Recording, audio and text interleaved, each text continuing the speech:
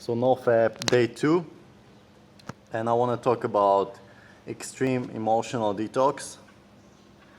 So this is not just for people addicted to porn or masturbation and sex. This is for any addiction like alcohol, games, drugs, shopping, food. Food is a big one, right? So any kind of addiction, but these are the most common. So after you give up some addiction, you you have to deal with your emotions, because when you're addicted to something, you just kind of numb yourself with your distraction, with your addiction. So anytime you're stressed, or anytime you feel angry, anytime you feel sad, anytime you feel bored, you just kind of masturbate, right? You go to porn.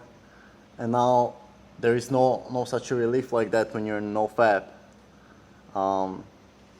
So you just kind of have to deal with your emotions, and it feels like the reality is like really harsh and everything is just so bad, because you just have to experience those emotions now, right? So I've been through that before, like especially when at times when I quit porn. Now I'm better. I'm just like relapsing few times, but it's not as bad as before. But before, I remember when I tried to quit porn, I used to be really depressed, um, really tired, and would have no motivation to do anything pretty much. You know, everything would just seem really boring, and just like no no energy for life. But as I progressed and I hit like the week 3, and the most I did was like over 30 days, I really experienced the reality, and I want to get there again. But this time, I'm not experiencing such a emotional detox. Maybe I get frustrated sometimes. Um, like the frustration and anger would get a little bit more, other than when I'm like on week 2 or something. You know, like at the beginning. So it depends where you are. If you are like hardcore porn addict, you would of course experience really hardcore depression, and you just have to go through it. You know, just focus on your goals, focus on getting out, maybe buy a bicycle and get out there for long rides every day. Just get yourself occupied. But as I'm saying, you gotta deal with emotions. Um, and many people also masturbate because they feel bored. So I'll notice sometimes, like you just sit home and like everything seems boring, you know, and you have no motivation to do like productive stuff, which is gonna improve like my motivation when I'm like slowly progressing. Even now I'm like already on. I just slept once, so it's not so bad as if I was like masturbating to porn every day. Um, but even now, like my motivation is pretty high.